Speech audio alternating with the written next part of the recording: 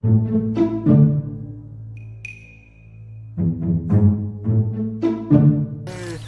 say the I want you come out for Shira this early morning. Now what happen now? I no go come out. See me now.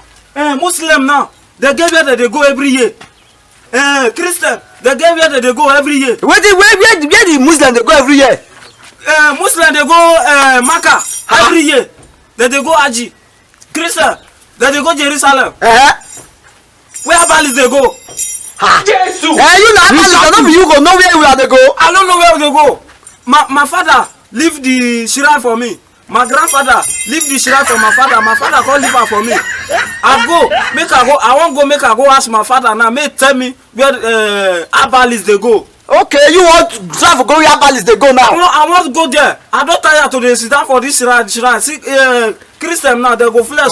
You sure say not be help for Abalis they go? I go there now. Now wait me at the reason no. But I don't go make her ask my grandfather now. Say make her go meet my father. I go meet my father now. My father said he no know. Me now I don't know whether now for good shrine they do their own.